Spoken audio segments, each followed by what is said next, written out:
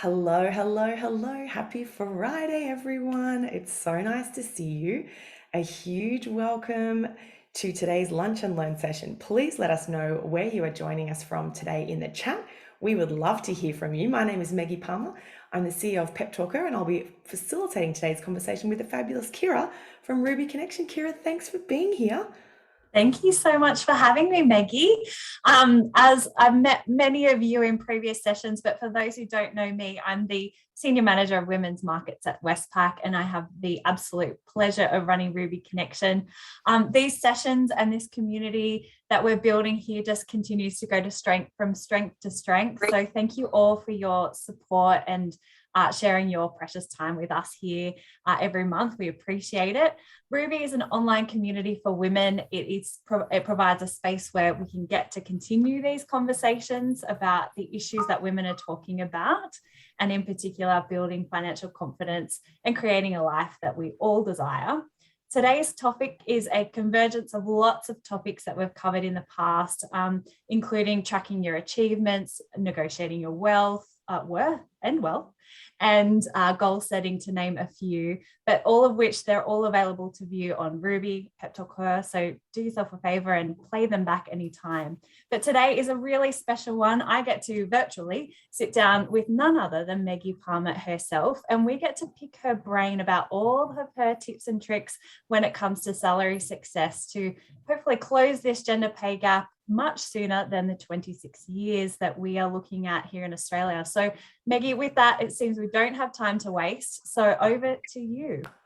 Thank you so much, Kirrah. A delight to be here today. And hello to everyone who's joining us from. Please let me know in the chat where you are joining us from today. We would love to hear from you. And a big shout out to everyone who's in lockdown right now. We know that it's been tough and it will continue to be tough until it's over. And we are thinking of you all. Now, we've got half an hour together today. If you've got dogs, children, etc. joining us, please feel free. This is PG content and they are more than welcome. We just ask everyone to pop themselves on mute, and any questions, send them through in the chat and we will get to them throughout the session today. So let's kick things off though.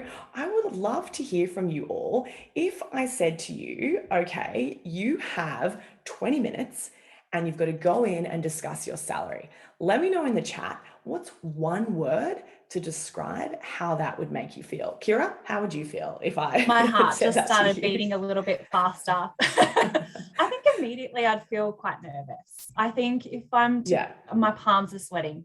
I think I'd feel nervous. I think, you want that time to prepare, but also it's a different feeling to negotiating for yourself. I could negotiate for my company, but I'd be nervous.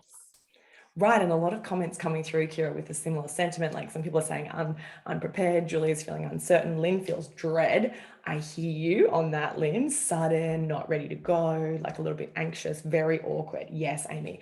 So here's the thing, like a big part of, negotiating and working towards salary success, this is like very back to basics, but it's boring, but it works and it's true. A big part of it is the mindset, the mindset that you take into that conversation and how you view the concept of negotiation itself, right?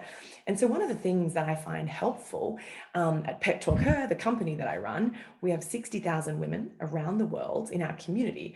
And an exercise that's super helpful is imagining what is the worst case scenario. Right? So if I said to you, you've got 20 minutes to go in and have a conversation with your boss about your salary. And by the way, this is very unlikely to happen, but if I said to you, you have 20 minutes and you've got to have that conversation, what's the worst thing that could happen? Again, let me know in the chat what could possibly go wrong. Like, I don't know, something that springs to mind for me, Kirrah, is like if I was unprepared, maybe I'd kind of look a little bit silly and unprepared. I don't know if that's how you would feel if you had to do a negotiation super quickly. Yeah, absolutely. It's a risk, right? You feel that nervousness amongst what's the worst they could say? They might say no. Lots of other people in the chat are saying the same thing, which takes some of that power, that nervousness out from it when you think about it like that. Yeah, and this is the thing, right? In most negotiations, and typically if we're asking for a raise or a promotion or an opportunity at work, the worst thing really that happens normally is that they say no. And like, I'm here to tell you, normally if they say no, the world keeps spinning, hopefully you don't lose your job. That would be very, very rare. They say no. and maybe your pride is a little bit dented, but otherwise not a lot changes. You know, if you ask for a raise in the right way, in a respectful manner, back it up with data, not a lot changes if they say no. Now, that's the worst case scenario. Imagine if you got the best case scenario and you got that raise and you had that extra cash. So I want everyone to take a moment now and think about, like, if you got a raise that you would totally love and be stoked about, if you got an extra few thousand, maybe an extra 10,000 or more, like, how would that impact your life? For the better. Like, I don't know, for me, I'd like buy a new couch or something super fun like that, right? So if we can train our brain to think about, okay, this is the worst case scenario, and you know what, it's actually not that bad, and instead starts to focus on the best case scenario, that can be really powerful when we think about our attitude and our mindset towards negotiation. So some really interesting things coming through on the chat about imposter syndrome that comes in 100%. That's totally right to Kirsty. We've actually run a session on this. We might have to do another one, Kirrah. And Sharon's making an interesting point here that there's the possibility of damage to future salary negotiations. So let's talk about that in a little while, because that is possible, but we will talk about that in future. Some really interesting comments coming through. So keep them coming through. And if you've got questions, we want to hear those as well. But here's the thing, you know, in life, if you, I'll just ask everyone to put themselves on mute if that's okay. That would be awesome. You don't necessarily get what you deserve, right? Unfortunately, but you do get what you negotiate. And something that's really important for me, for all of you to be able to take away from today's session, is the fact that, you know, negotiations don't have to be stressful. You know, a lot of us have this negative connotation about negotiations, but actually they don't have to be stressful and they don't have to be a fight. You know, they're not a war. They're not necessarily a fight or an argument, but what they are is a conversation, typically between two people or two parties, and the goal is to reach an agreement. So if we can reframe it away from the stress and the anxiety and all that kind of stuff towards the fact that, you know what, it's just me having a chat with my line manager or my boss. We're going to have a discussion. They really want to keep me because I'm a great employee. I really want to stay here and ultimately get paid more money. So let's have a chat and see what mutual agreement we can find. So Kirrah, I don't know, does the reframe, like, how do you kind of feel about this concept of reframing negotiation in the first place? I definitely feel more comfortable now that we sort of working through, just sort of breaking it down so it's not as overwhelming. But I think there's something that's on my mind as well, is it's not just about the dollar value as well. It's sort of around how do we kind of quantify the extra value that we bring to the organization. You know, I might have a whole lot of expertise and experience and a really solid network, or, you know, organizational culture that I bring to the table. How do we kind of bring that into this negotiation as well?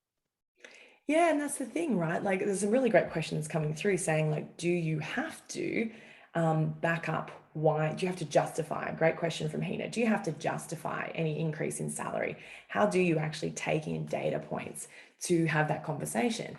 And here's the thing, like, that when you're negotiating for your salary, if you want a raise or a promotion, the first thing is you got to be good at your job.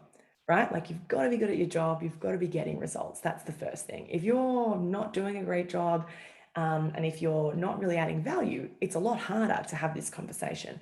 But I know all of you here are type A personalities, you're very driven, you're successful. And so I'm sure that won't be a problem for you, right? So you've got to take into these conversations data, right? Data, you've got to take in examples, you've got to take in a reason. Why should your boss give you a raise? Like, why should they? Got to give them a reason. You've got to make it easy for them to say yes, right? And a lot of salary negotiation really is about putting yourself in the other person's shoes. So if you can imagine for a moment, you're the boss. They've probably got a couple of direct reports, maybe 2 or 3, maybe 30, big companies, a couple of hundred. They're really busy. And a lot of people want their time. A lot of people want to ask them for more money or opportunities. So if you want to ask for something, put yourself in their shoes. And what do you think they'd want? They probably want you to make their life a little easier. So if you can walk in with a bit of a sort of, you know, written out plan as to what you've done, the achievements you've had, why you can back up your case for a raise, why your market value is more, why you've contributed more to the team, it's then a lot easier for them to say yes. If they're like, oh yeah, you did bring in new clients. Oh, yeah, that's right. You did hire that amazing team member. Oh, yeah, you did help the business during COVID. That's quite right. You've got to make that very easy for them. And so, one of the most important things you can do, prepare. Prepare in advance. So, like, Kirrah, sadly, I couldn't tell you what I had for lunch on Tuesday, let alone Thursday, let alone like, April, January. It was ages ago, right? But like, you only typically have a performance review once a year. So you got to track your successes throughout the year so you don't forget all the awesome things that you've done, right? And that's one of the big reasons why we built the Pep Talker app, was to help you track those successes, right? So you can download it, it's totally free, and it will prompt you once a week to be like, hey, what's up, Kirrah? What are you really proud of this week? Any feedback from clients that you want to share with the app. Then if you do that once a week, once a month, at the end of the year, you've got 10, 15, 20 things written down in the one place that you can put to your boss and say, this is why I would like a raise. This is why I believe that I'm worth the promotion or the increase in my salary, And if you can focus on this in your career, it can seriously be quite life-changing. And if you can ask the question, we've had people in the community, they get raises everything from, 2 or 3 grand up to, we had one woman maybe 2 months ago now, $103,000 raise. Now, I'm not saying that happens every day, right? That's our first six-figure raise, but still it happens, and you've got to ask the question and you've got to have the data to back it up. And Kirrah, I know you at Ruby Connection, a lot of what you talk about is the fact that it's really important for the community to be aware of their financial situation and certainly of numbers when it comes to salary, right? So I want everyone here to take this away. When you're walking into a salary conversation, you've got to know your numbers, right? You've got to know, what is your market value? What's the range that you want to ask for? But there's a question that always comes up, Kirrah, isn't there, around this? Yeah. I'm itching to ask that question. Yeah. I know you're going to ask. But, often I can do searches and I can check, and I'd love to know what sort of resources you might have that can help us get a bit of an understanding of market value, but also love to get your thoughts around, how do you ask other people about their salary? Because it can feel really icky. It can feel a little bit taboo. So what are your thoughts on that? Yeah, totally. And a couple of people have been sending me messages about this exact thing. So I really appreciate that. Keep your comments and your messages coming through. Some really vulnerable conversations happening here. Thank you for sharing your stories in the chat. So, when someone here is saying, how do I know what my value is in market? Like, how can I've been to some of the websites like the Glass Doors and stuff like that, but I can't figure out, where do I sit in that pretty significant range? So one of the most important things you can do is start to talk about money. And one of the things I love about Ruby Connection is they really foster and encourage an open dialogue and an honest dialogue about money and investment and financial freedom, right? So start to talk to your friends, people that you love and you trust, about money. Now, one option is to say, hey, Kirrah, how much do you make? That's an option. But some people find that a bit uncomfortable. Maybe you can do that with your brother or your best mate, but maybe not all of your friends. I like to ask people about ranges. So for example, if I was going for a job, maybe I would say, hey, Kirrah, I'm applying for a marketing position at a bank, and I was thinking that I should be paid in the range of $65,000 to $80,000. Does that feel about right for you? And then that gives you the opportunity to say, oh, absolutely not, you should ask for more. Or, yeah, listen, my first job was around 67, so that feels about right to me. It kind of allows people to feel comfortable and starts to open up that conversation. So I've got a challenge for everyone today. I want you to get off this call in about 15 minutes when we wrap up, and I want you to have a conversation. It can be on WhatsApp, it can be on text. You can pick up the phone and call someone and just start to have a conversation with them about salaries. Because I want you to get comfortable with it, because if you can be comfortable talking about money with your best mate or your sister or your cousin, you're then going to walk into your salary conversations a lot more confident, which is what we want, because that's how we get results.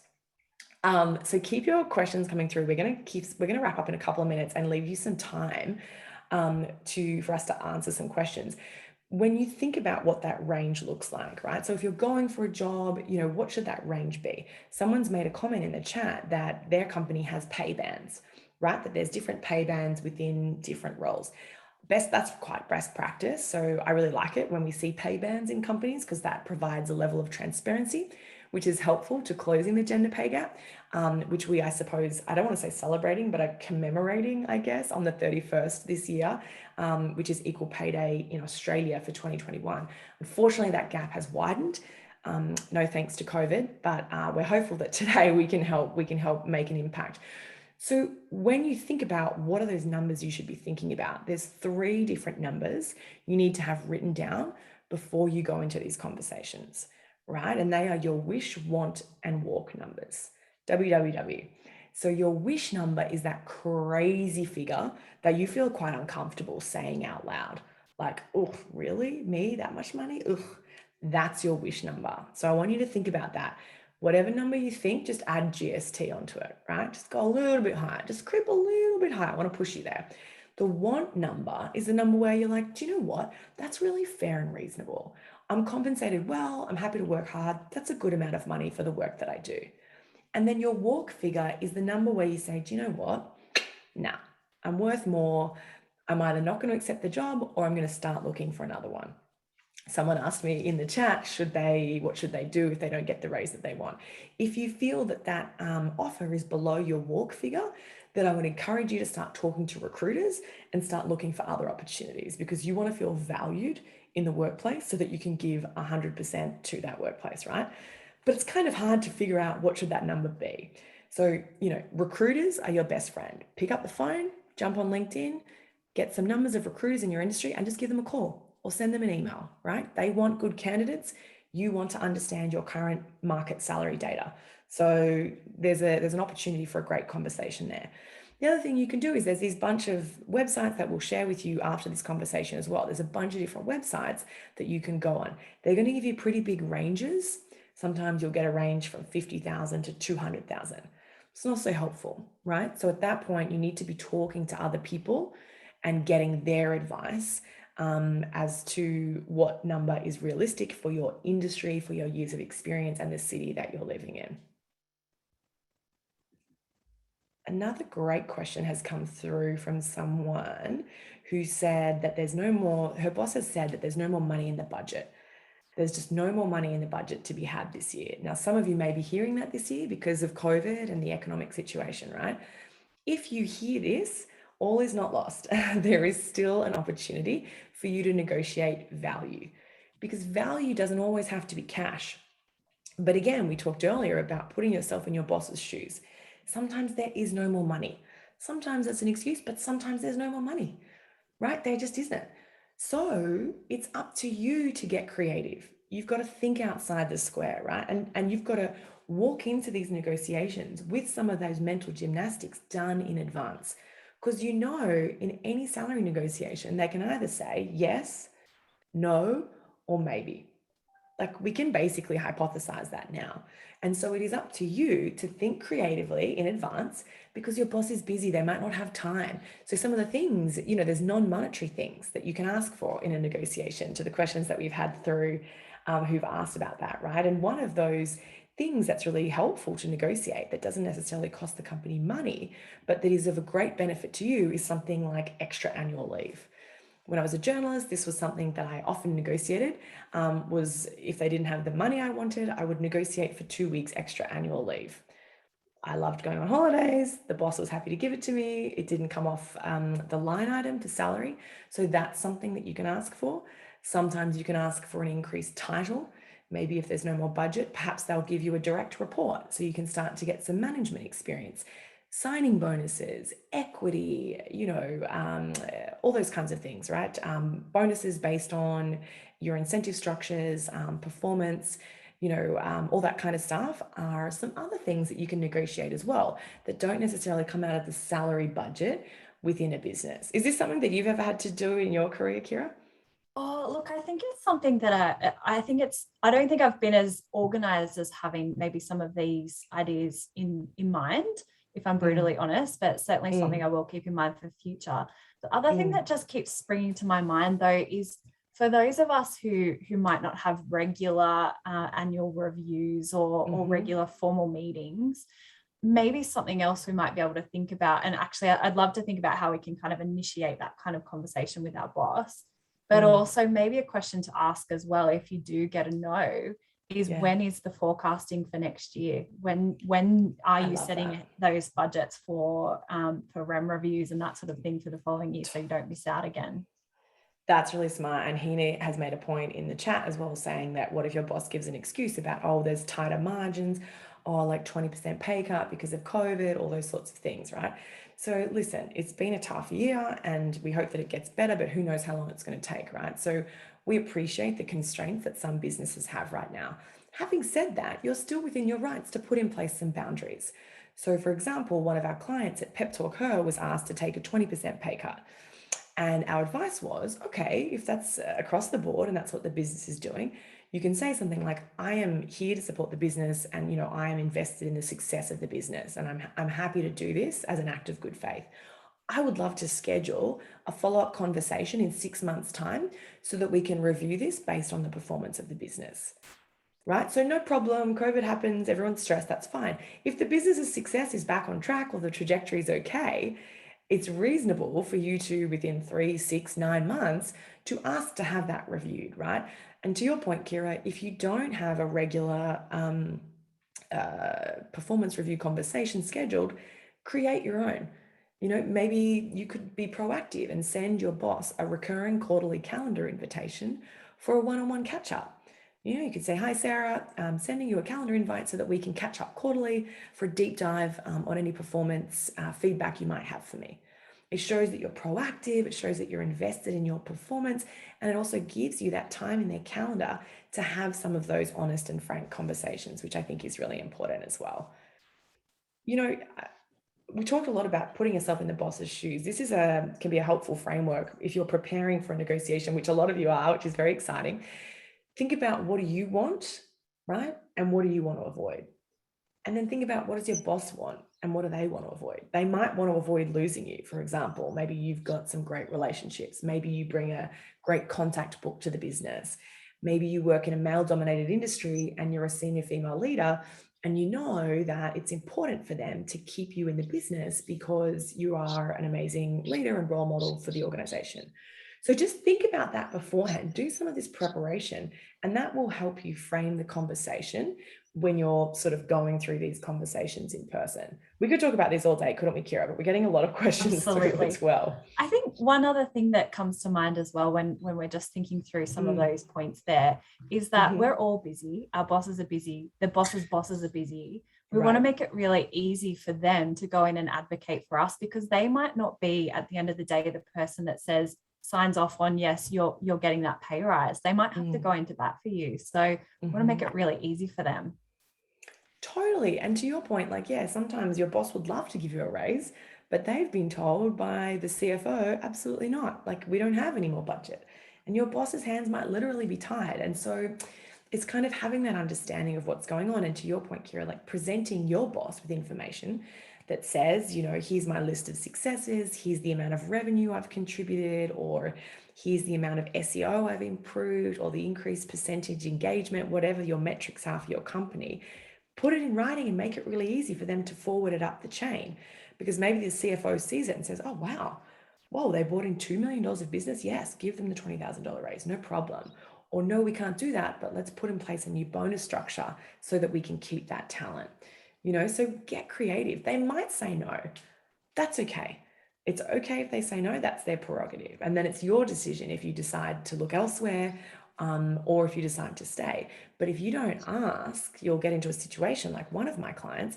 She went 7 years with 0 pay raise, not even inflation. So she was in effect sliding backwards because she didn't ask. She asked once 7 years ago.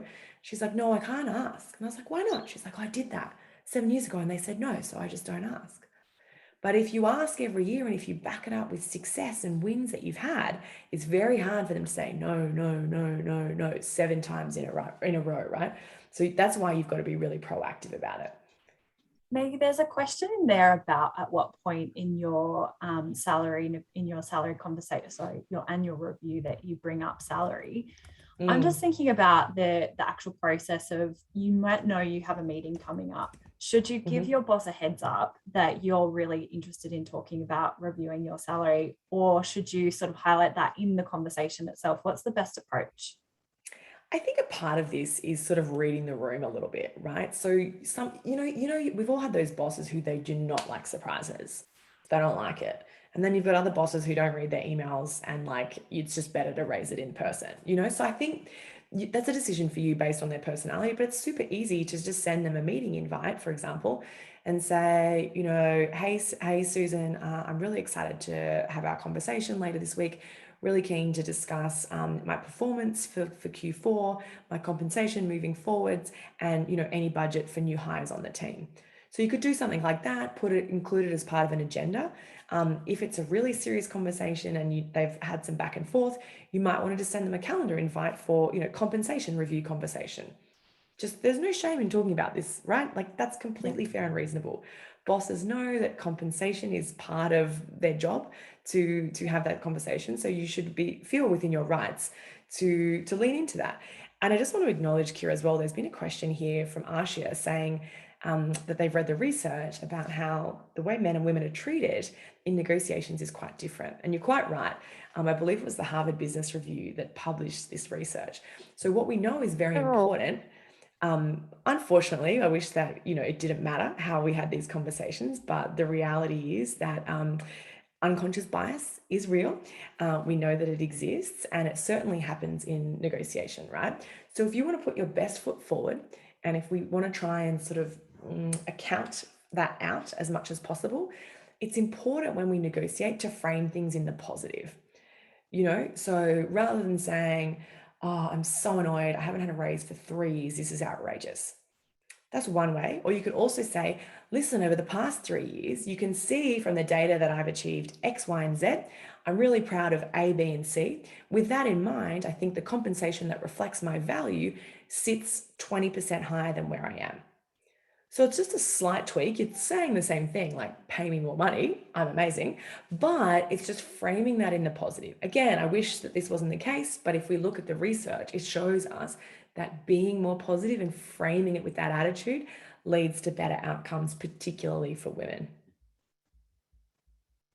I think that's a really good point, Meggie. And I think having that data and those facts there with you just helps to provide that overall confidence. And you want to walk into that meeting feeling really confident because you deserve it. If you've got those figures there and you've done a great job and you are delivering for the business and your expectations aren't, overwhelmingly large, like go in there with that confidence because you do deserve it. Totally. And absolutely. And I think that's the thing, right? Like you are totally worth it. Like you bring value. Companies are lucky to have your expertise and your energy within their company. Some people are saying that they've had a lot of success, an amazing $15,000 raise when they had leverage because they had another job offer. And I mean, there's no better salary negotiation really, is there, than when you've got another offer. Because if you've got another offer, which you're kind of happy with, and you don't mind your job now, why wouldn't you ask? At that point, you're happy to walk away. So that's why I say, like, talk to a recruiter at least once a year. Just talk to a recruiter. See what they say. They might say, whoa, you're really well paid. Great. Now you know. Or they might say, we can definitely find you a role for about $15,000 more or $3,000 more. Or if you want to move to this city, the rates are higher. The information is power, right? So that's really helpful. The other thing that Lauren is asking about, if they say no, should you ask, what do I need to do for a raise in future? And 100%, Lauren, like a no is just a not right now, right? It's not a rejection, it's a redirection, I like to say, So if I asked for a $5,000 raise and they said to me, no, Meggie, I would say, I appreciate that. I would love to understand what I need to do to get to that next band. Or what can I do over the next 6 months so that when we have our next review, it's a no-brainer for you to give me that raise. I'd love a clear plan so that I can really focus and work towards that for you. Again, instead of Meggie, saying, just to add to that though, I think bringing in some of those points you raised earlier around, okay, cool. If money is not an option right now, can we look at a training course? Can we look at, looking at my schedule, my working schedule through the week? Is there some flexibility there? Like what else can we do in order to get, make sure I'm feeling comfortable? And also we're working towards a financial benefit in time. Totally. But yeah, I think bring it up. Bring it up. Absolutely. And if they say no, to your point, Kirrah, they can say no to cash and you can say, Would you consider allowing me to work from home 2 days a week, even after the pandemic, or would you consider moving me to a 4-day week, a 9 hours a day, 4 days a week, or something like that? Again, get creative and see what would work for you. Would you consider allowing me to start work at 11 a.m. every day? I'm just not a morning person. And they might say, sure, that's fine. Who knows? They might say, don't be ridiculous. Absolutely not. But if you don't ask the question, you'll never know. We've got some really great questions coming here as well. A wonderful question here about, is it different when you're negotiating when your boss knows your family situation? I think this is really interesting. And in particular, one of the questions I get a lot is, should I ask about the maternity and paternity leave offering at a company when I'm interviewing at a new business? Sometimes people feel a little uncomfortable asking about that because they don't want to be the victim of, as I say, the unconscious bias that unfortunately we know exists to this day, right? So one of the things that I say to people as an option is to say things like, when you're going through the interview process, I'd love to take a look at the employee handbook so I can get a better understanding of the business and the culture and the values. Because typically the employee handbook will outline benefits, annual leave, volunteer days, parental leave, all that kind of stuff. So that can be a good way to kind of get that information without overtly asking for that information, even though we should be able to. But, it's one of those things you want to kind of protect yourself as much as you can. Hey, Meggie, there's a question in here from Danny. Yeah. If the offer is less than your walk figure, do you let your manager know that? As in, if you've had an offer from an external company? I would think that the offer for your pay rise. So if you're, that's what the managers come back with, it's less than your walk figure. Do you let them know what's that next layer of negotiation, I guess? Yeah, I think it's important to let your boss know, right? Because if you don't let them know, if you say, oh, thank you, that's great, then they'll be like, oh, Maggie's stoked, perfect. I don't need to worry about her comp for another 2 years. So what I think is helpful is to, again, you can approach it with a positive outset, but you can say things like, hey, Stephanie, thanks so much for that updated compensation letter. I really appreciate you getting that over to me. To be honest, I'm a little disappointed with the number. I was hoping for more. I understand that it's a tough situation for the business right now. So can I suggest we sit down and have some time so that we can think about, what does my performance plan look like over the next year, so that in 12 months, I'm absolutely positioned for a much higher increase at that point in time. So you're kind of saying things like, I'm disappointed, to be honest, I'm a little underwhelmed, or like, I was hoping for a little higher. I appreciate the restrictions, or I understand that COVID's been tough for the industry, etc.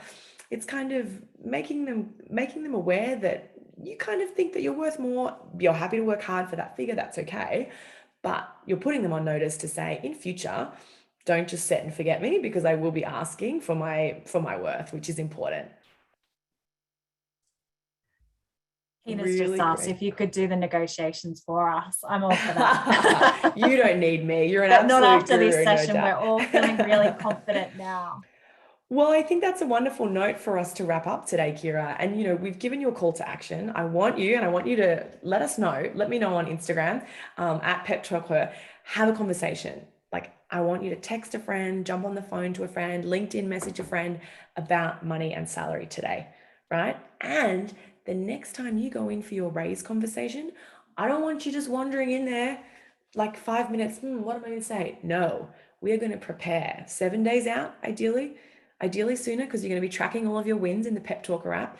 But certainly before you go into that conversation, pick up the phone, call your cousin, call your mate from college, call your dad, call your bestie, and say, can we just role play? Let's just pretend we're in year 10 drama class. We're just going to do a little practice negotiation, and that's going to be hugely helpful to your confidence. Your brain is subconsciously going to start to plan how you're going to phrase things, the words you're going to use, and that'll really just make you feel so much more strong and powerful going into those conversations. That is awesome. Thank you so much for everyone's questions. We so appreciate this. If you've got anything further, do send the questions through. We're going to shoot you over some resources after this so that you can continue to learn and grow your confidence around negotiation, right? And asking for your worth.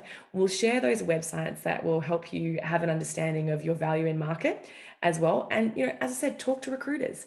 Recruiters are always looking for great talent. You are looking for the latest salary data, so have a conversation with your recruiter as well. It's a very powerful, underutilized resource. Massive thank you to Westpac's Ruby Connection for, as always, hosting these fabulous conversations. Kirrah, it's a delight, as always, to chat with you. Absolutely. Likewise. Thank you. Yeah. And a huge thanks to everyone that's here with us today. And I think one more thing to just remember is this is our community. We can share, we can support each other, we can, absolutely provide sort of that cheer squad around each and every one of us. And to Amy's point, I think maybe go out and have a chat to someone that's starting out their career and share some of these tips with them too. Oh my gosh, I love that. Pay it forward, because hopefully all of you have been, I know I've been the beneficiary of so many kind people who told me about money. I didn't know to negotiate. I had no idea when I first started. I wish I had. And we know that if you don't negotiate your very first salary, like me, I didn't.